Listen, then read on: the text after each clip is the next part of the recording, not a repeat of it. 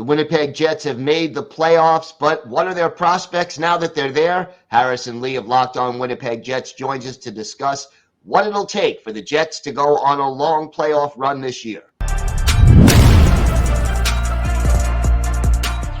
Gil Martin here. The Locked On road to the Stanley Cup continues as we welcome Harrison Lee from Locked On Winnipeg Jets to take stock of the Jets' chances to make a deep postseason run. And Harrison, thank you so much for stopping by, and glad the Jets made the playoffs.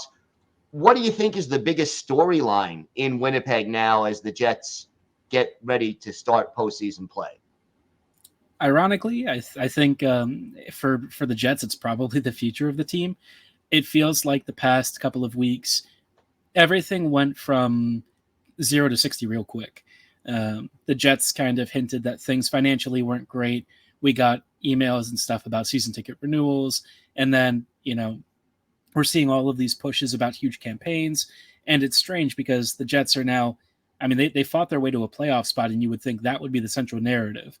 But all of a sudden, within the past month or so, it's completely changed. Even within the last 2 weeks, it's about the future of the team and how Winnipeg has to come together and buy tickets and all of this stuff. And it's strange. It feels kind of oddly timed for the Jets to be talking about this.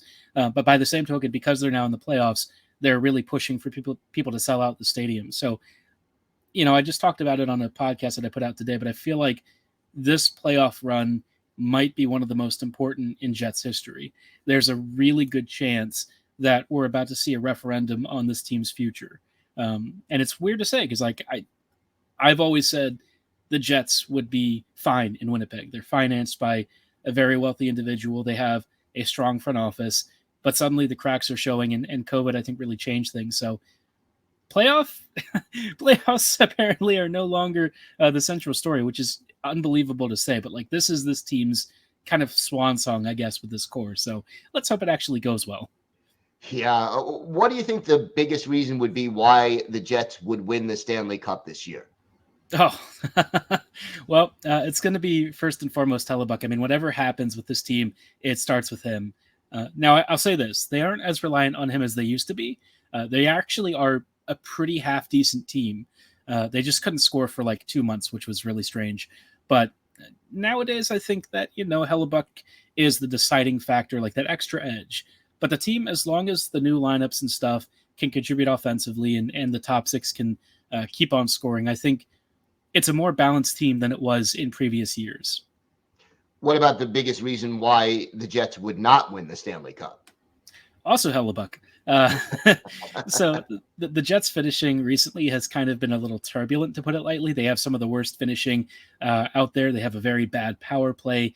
And so Hellebuyck basically has to be perfect. So when I say he might be the reason that they get eliminated, it's not because he'd be poor. It's more like if he surrenders even 2 goals or 3 goals, the Jets are suddenly in a really tight spot. Now, I'm hoping it's not that dire, and I'm hoping it's not going to be that big of an issue. But by the same token, with how the Jets have been over the past 3 months, it's a little bit nervy. Any prospects that the power play will improve in the playoffs? Oh, how I wish. They put Ehlers on the top unit, which did help. But the problem with Ehlers being the solution is that philosophically what the power play does is the core problem.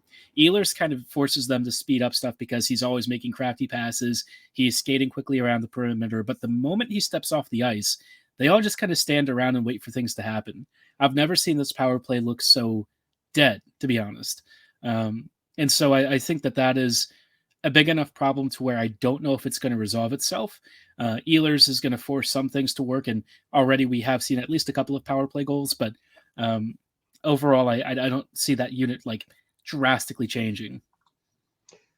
Who is the key player to watch on the Jets as we start the Stanley Cup playoffs? Ooh, this one has to be Ehlers. I think ever since he's come back to the lineup, he's been one of the most creative players. But even though he technically gets as many shifts as everyone else does in the top 6, his time on ice distribution is super weird. He plays 14 or 15 minutes a night, which for a player of his caliber, I don't care how many shifts he gets. If you have to double shift him, just do it. That dude needs to be on the ice constantly. He's our most important player that's not named Hellebuyck. And he is a massive difference maker. I guess if you're looking for one other option, it'd be Scheifele. I think Mark is finally looking motivated again. The funny thing with Scheifele is like a lot of people don't understand. If he is motivated, he's basically as good as any center out there. McKinnon, not maybe Matthews level, but somebody who is still a dominant attacker. But if he's kind of pissed and not really feeling it, he just doesn't show up. So recently, he's looked a lot happier since. I guess winning does make everyone happier, but he's been playing out on the wing. He looks rejuvenated, so I'm hoping and crossing fingers that actually lasts this time.